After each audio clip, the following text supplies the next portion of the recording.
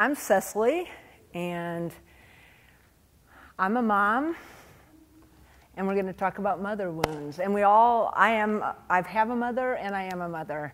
And if you were around my house about this time at night, it would be story time. And so that's what I feel called to do with you, is tell you a few stories.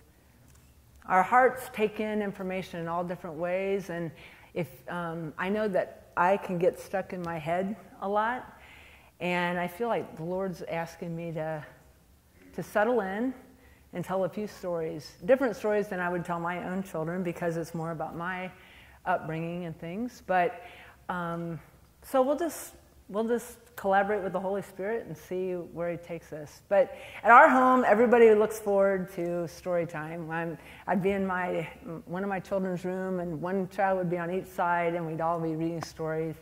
And so that's what we're going to do for this evening.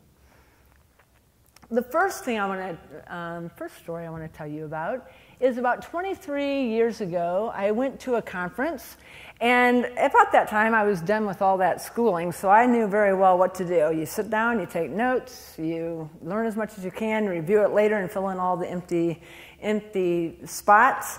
And it was very much a heady experience. Well, I got invited to this conference that wasn't so heady. It was about it involved a lot of healing prayer and a lot of stuff that wasn't very linear. So it was a challenge to me, because I would understand the doctrine part and like, yes, that's true, and I enjoy the worship. But when it got to some parts of it, it just wasn't sinking in.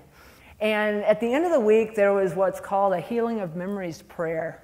And we were going through the prayer, and you were just supposed to just be present with the Lord and let God do whatever He wanted to do. And I got this image, and I had never got an image in my imagination, a picture in my imagination before. Most of my learning came right through here.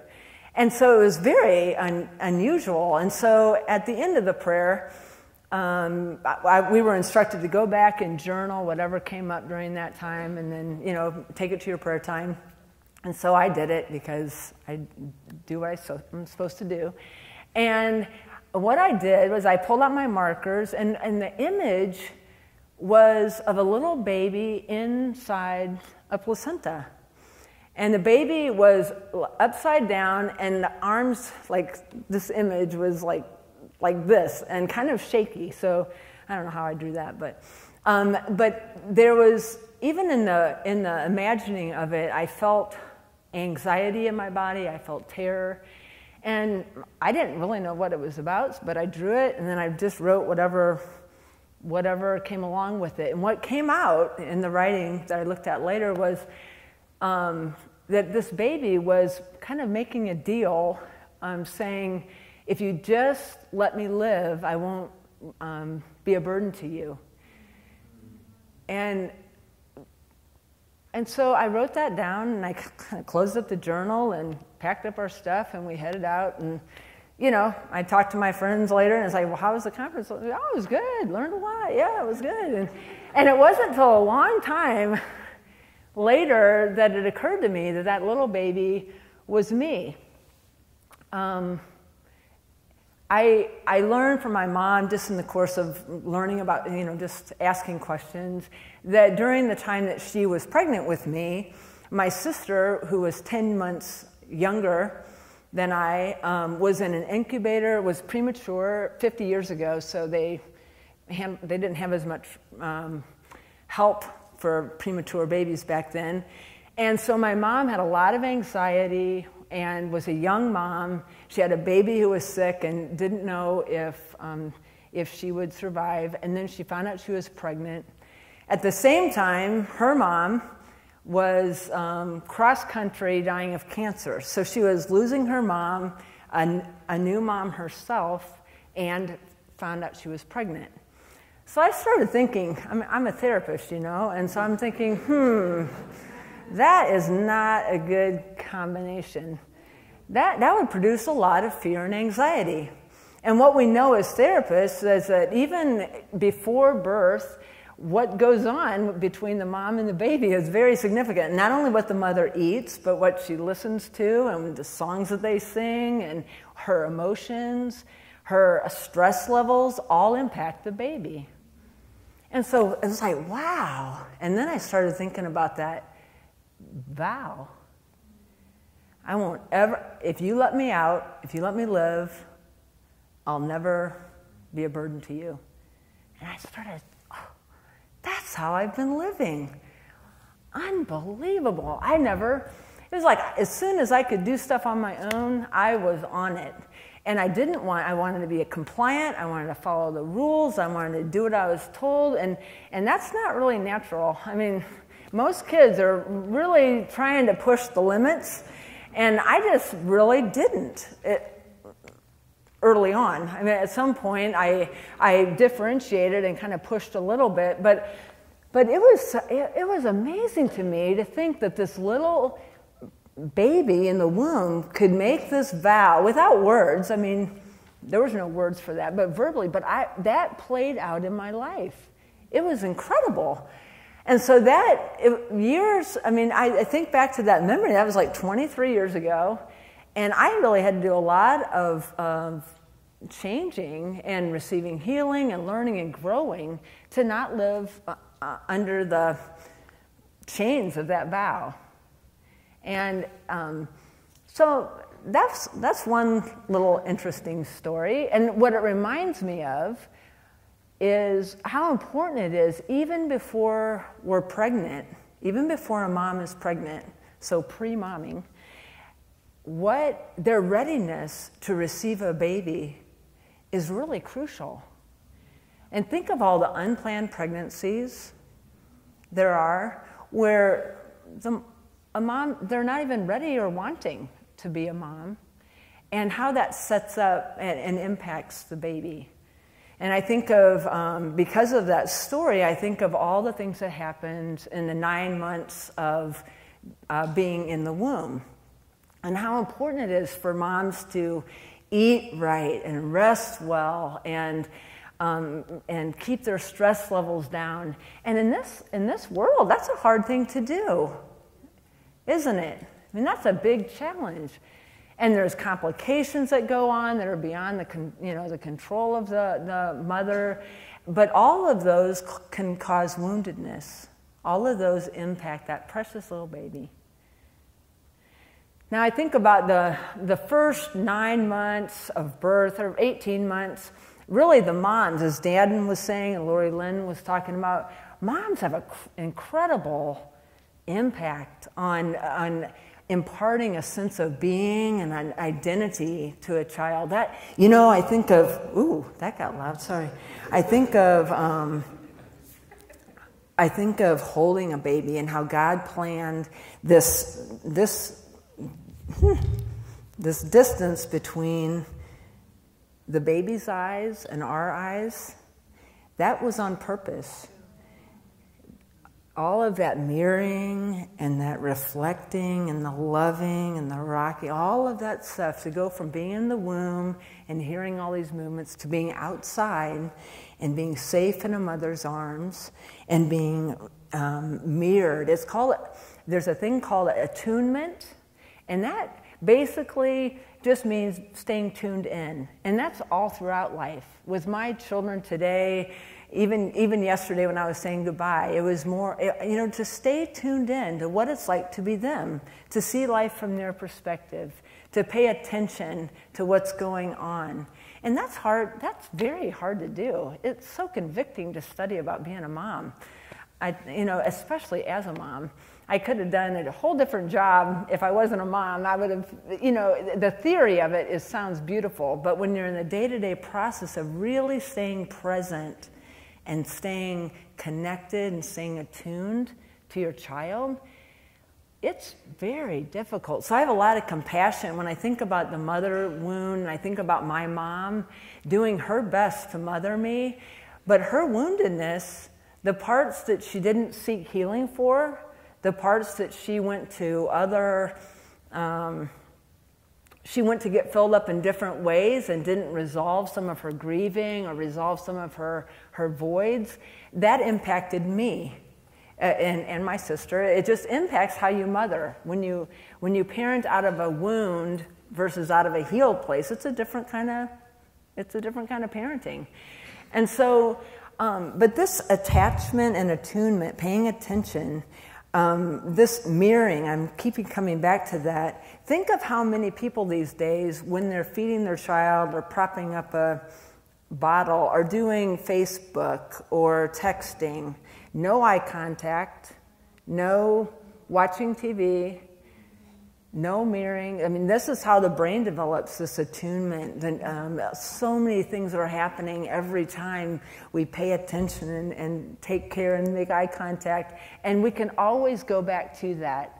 When I'm kind of a little off, I can go back to my little girl or my boy and look at him in the eyes and get down on his level and make eye contact. And sometimes I have to talk them into it by playing the staring game, you know, like who can stare longest. But then then we have each other like, guess what I'm thinking?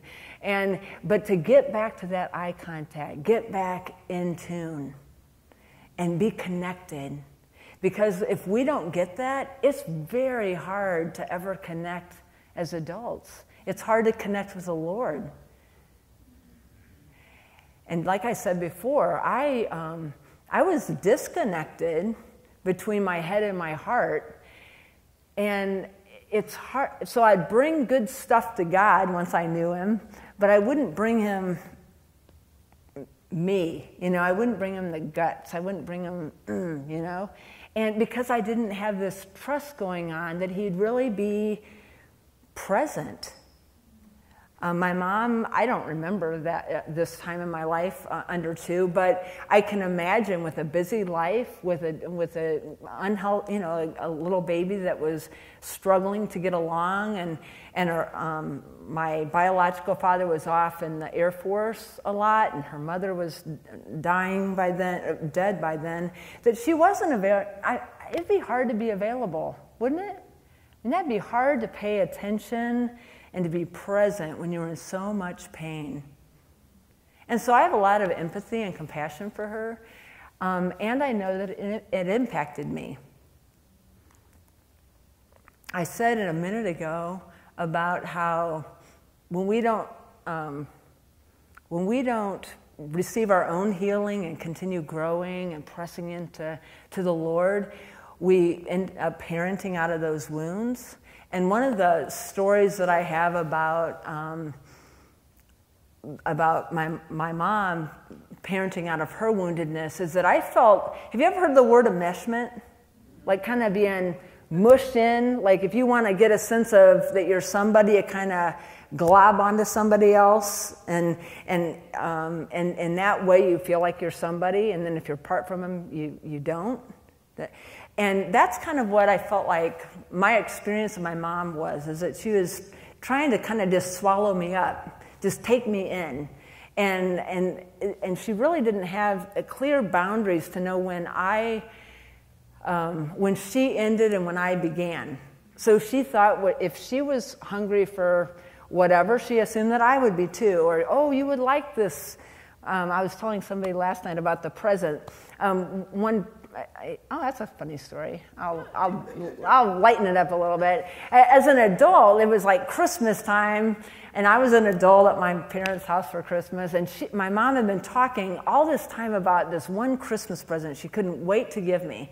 And so I'm thinking, what could be that exciting, really? But the excitement built, you know, and finally it was Christmas, and finally she set this gift before me and was like so excited to give it to me. And I opened it, and it was like this dead, exotic flower.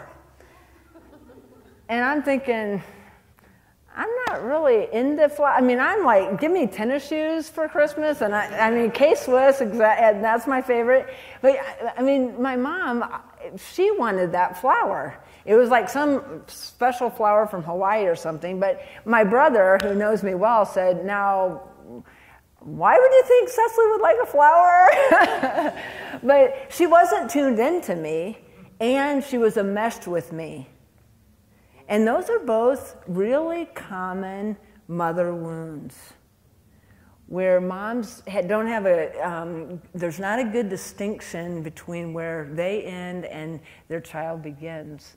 And it really causes a lot of problems. And what it did for me was I reacted. I didn't want to be like my mom, and I'm a woman. But if you'd seen me as a little kid, I had short hair, I was a tomboy, I was ready to fight get out there and play with the boys on our street. And it was just because I was in such reaction to femininity. And I needed my mom, I really just needed her to pull me out of that. I needed her to do her own personal work so that it could free me up. Does that make sense? So I'm most convicted as a mother right now to 2 young children to continue pressing on and growing and knowing Christ and pursuing Him and practicing His presence so that I can be free. Because the more free I am, the more freedom they'll have the opportunity to have. I think of mothers who have self-hatred, who struggle with how they look or what they're like or how they...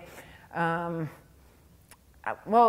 they look is a big deal. Body image stuff for women, it's very rare that we look in the mirror and we really see the accurate picture. Usually we have some negative, like, oh, why am I so this or why am I so that? And that, if you have a daughter someday and you have that negative body image going on, you'll project that onto them. My little Rachel, she has a little pudgy tummy, and my husband named it some weird name. Like, they played this weird game with their hands. BB and ice cream are the 2 little spiders, and then Charlotte, because it's Charlotte's Web. Okay, so this is what happens at our home. Like, my husband's a psychologist and I'm a therapist, so I don't, God help my kids. But so BB and ice cream, they love Charlotte. And my husband says, Charlotte has a very important job. She's going to move up and she's going to move north and south someday, meaning my daughter's going to have breasts and it's going to go to her hip someday. And so he's trying to affirm and bless. Isn't that strange? But that's what he came up with. But he's trying to affirm and bless that little pudgy tummy. And not many people would think of that. I mean, I kind of look at her and think, why don't you suck it in a little bit, and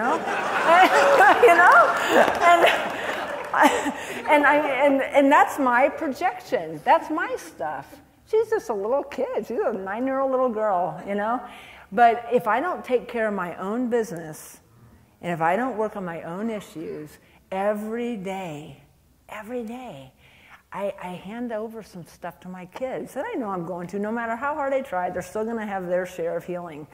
But the more territory I take, the less they'll have. And the more generational sin I can break, the less they'll have to be bonded to it.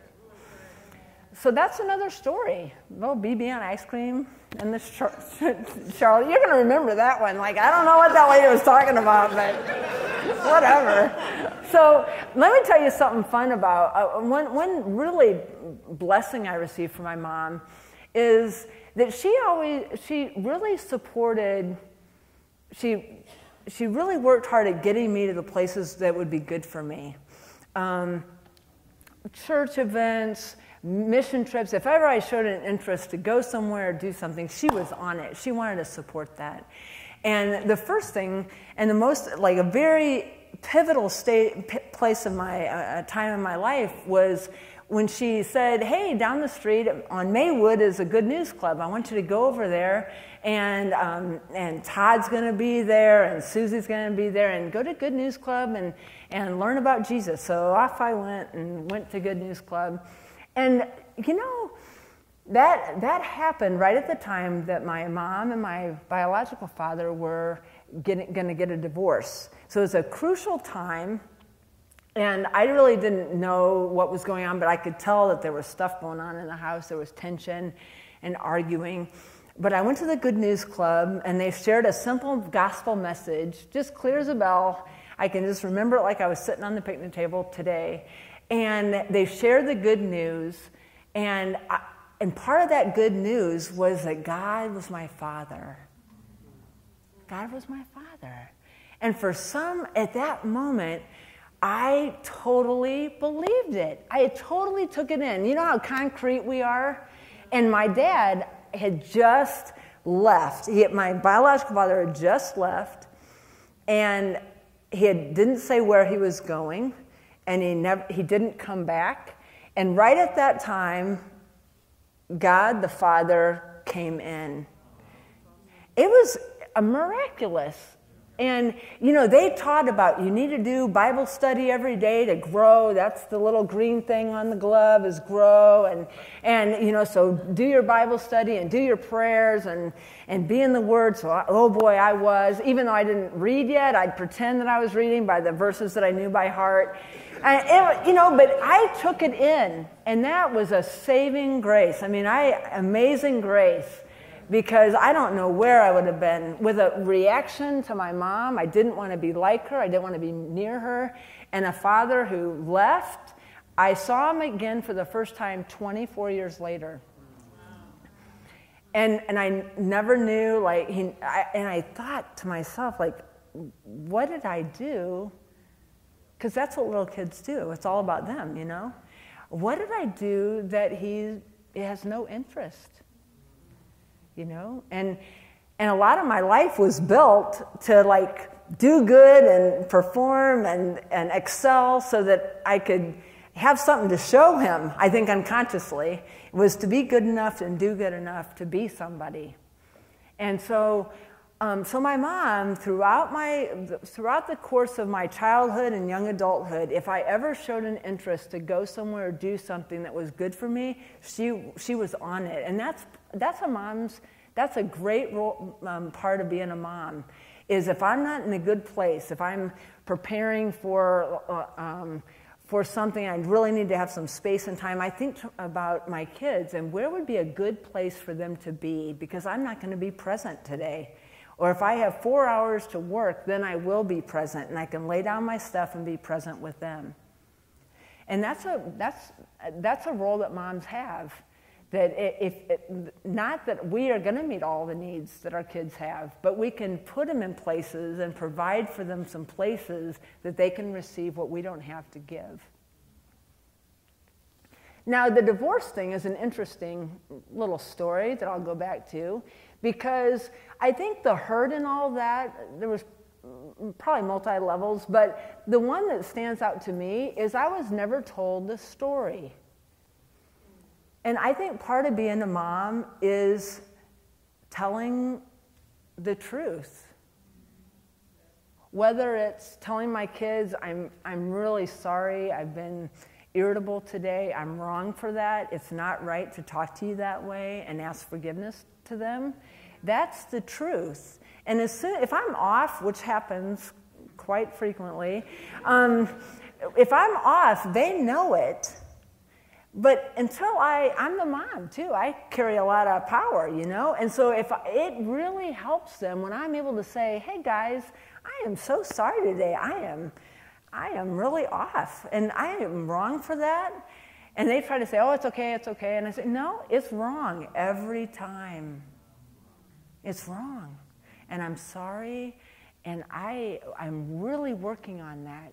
And I'm wondering what you think and how you feel about it.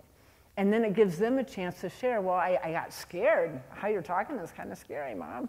Or I'm sad, or I'm feel embarrassed or ashamed, or whatever they feel. And then I ask forgiveness. Will you please forgive me? And that repair, in relationships, we have harmony, disharmony, and repair. We are not at home yet. And down here in this world, we're going to have ruptures in our relationship. But if we can have that disharmony and then we can have repair, we get right back on track. And we can stay connected, and we can get back being in touch with each other and staying connected and attuned to each other. You see what I'm saying? And it builds trust. And just imagine, if that's all happening in an earthly relationship, how much easier that is to transfer onto, oh, this must be how God is. We have harmony, we have disharmony, and we have repair, right? And God provides an easy way for that. But if we don't have much practice here, just person to person, we don't assume that that's what God's about. So the telling the truth, and my mom, she could have, I mean, at 4 years old, I wouldn't have understood much about the divorce, but as I got older, she could have said more pieces to the puzzle. And I think her own shame, she felt it was not a popular thing. I mean, now if you're divorced, over half of society is divorced, unfortunately. So it's at least more, I don't even want to say a particular word, but back then there was a lot of shame around it. So she never said one word. And I'd be like, where's Dad? I have one memory of being a little girl, and I was at the front door, and I was peeking out the window. And my sister or my mom walked by, and, what are you doing? I'm waiting for Daddy to come home. And Daddy never came home. And nobody ever said, Daddy's not going to come home. And that's really hard for a child to put together. And even now, like I've connected with my biological father, and we've been through a really beautiful process of forgiveness because he was able to tell me the story from his perspective. And that's all we can do. Our stories change. If you would have heard me 10 years ago telling my testimony, I would have been like, very different. I would have been sharing all the great, grand things that I've been doing for the sake of Christ. And now I'm sharing how, more vulnerable pieces of who I am, because that's where God's called me to share from right now. So, but my dad, telling me the truth, telling me the story, really helped healing. It helped heal some of those places. And I could share with him my hurts, and he asked forgiveness. So there was a transaction there that allows for us to have a more trusting relationship. Another thing, and I have no idea, but I am not going to go past time tonight because I know you'll fall asleep. But another story that I want to share with you is based on the principle that mothers are supposed to provide a safe place to come back to. In psychology, they call it object permanence. They call it a secure base. There's a lot of terms that when you have a little, if anyone has a little 2-year-old, they'd know that they run out and explore for a little bit, and then they come back and they want to sit on your lap. And then a couple minutes later, they want to jet out again and come back and sit on your lap. And some moms get tired of that. Do you want to be on or do you want to be off? Decide. I've had enough of this. But really, it's a developmental piece for the child to learn that it's okay to run out and then to come back and touch base, to run out and come back. And so a secure base, a place that can be counted on, neurochemically, like a peekaboo is a game that babies learn for the first time, that, something could be sitting there and have something in front of it and disappear, and it comes right back. And that's how it starts to form in your brain, that you can have object permanence, like something can stay even though you don't see it. And that's really key when mama goes out. You drop your baby off at church, and they cry, and you think, I'm sorry for the people helping. But once they learn that mama leaves and mama comes back every time, they learn over the course of time. They have so many stored up memories of their mama. This is in the good, we're talking about a mother's role here, that there's so many memories that are stored up for us to draw upon in their absence, that they can stay connected to that image of mother. Now, if you don't have a healthy image, if you aren't bonded to your mother, there's that void. You don't have a picture. You're left, and it's scary. A child is scared of being left alone. They really feel like the abandonment and rejection. So moms provide that safety, and it doesn't just stop when babies are dependent and children are dependent. And when I was a little older, I don't remember the age, I was, I'll tell you one more story about a time when I really needed my mom to be a safe place to go to, and a refuge. And she would have said, if I would have asked her, Mom, are you a safe place? Can I run to you if I'm scared? She would have said, yes, of course. But something intuitively, I knew that that really wasn't the case. And I was doing some more healing of memories years later, and I had a blocked out memory that came back to me in this time of healing prayer. And I mean, all of a sudden, out of nowhere, I saw this. It was like a movie screen that was telling me this story of a time that I was in a barn playing with, we were at this farm playing in the barn, and we were upstairs in all the hay, and there was cats around and all this. And in this memory, it just came back just all of a sudden. I mean, it was really scary to me. I remember being in the barn with 4 boys, and the oldest was 12, and then it was on down. And the 12-year-old was instructing the younger ones to hold me down. Like, you know, two boys were holding my legs, and then one of them was holding my arms down, and then the oldest boy was sexually abusing me. And I was young enough that I had no idea what sex was, but it was scary to be, I remember in this being held down and not being able to get out. They were all older than me, and they were all stronger than me. And then they switched around, and so they all took turns raping me. And I didn't, like I said, I didn't know what was going on. All I knew was it was scary. It was, and I felt yucky, and it was like in a dirty environment. And all of that, looking back on that as a clinician, I know that shame, I took on that shame that I was dirty, that I was yucky, that why would somebody want to do that to me unless I was a part of it in some way? And that's very, very common for anybody who's been violated sexually, is to the shame and the sinful elements, the impact of that sin globs on. Like we internalize it. We take it in as if it's us. And so, and I never told my mom. She was right on the porch, 100, 200 yards away. I could have run to her. I mean, my kids, we've had the no-touch talk. Nobody's going to touch our privates. Anytime we're going, they've heard it all. As far as like, now if anybody tries to do anything, you yell, And so they would run to Gino or myself in a heartbeat and say, guess what happened, and la la la. And they would get that. They'd have a chance to take off that shame, to unpack it right then and to work it through. But I didn't go anywhere with that, and it stayed in me. And then, you know what? I blocked it out so much so that I lost my sense of smell completely. And I think that the reason is that would have triggered the memory, because being in a barn, you can imagine the smells that go along with being in a barn with hay and manure and all of that.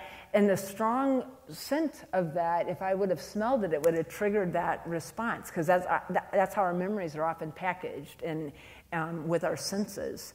And so until I was ready to work through that memory and to take that to the presence of the Lord and to receive healing for that, that was blocked. I had no recall. And then soon after I had received a lot of healing around that in particular situation, I got my smell back. I got my sense of smell back. And, that was really amazing. I never expected to, but it's like all of a sudden it's like, I can smell now. And that's, to me, that's even God's grace, to protect my little child, to protect my little self that wouldn't have known what to do with that, all that stuff and that yucky, stuff that happened, and I didn't even have words for that. And until I was ready to talk it through and work it through and to talk about it and to pray about it and receive God's healing, it was protected. But a lot of my life played out like you can imagine. I was trying to stay away from my mom so I wasn't swallowed up by her. And then boys, they either left or they were scary.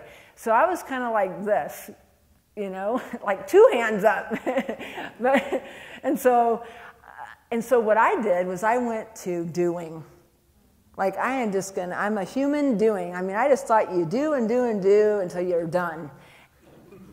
And then you get to go to heaven and we're all good. It'll all be great in heaven.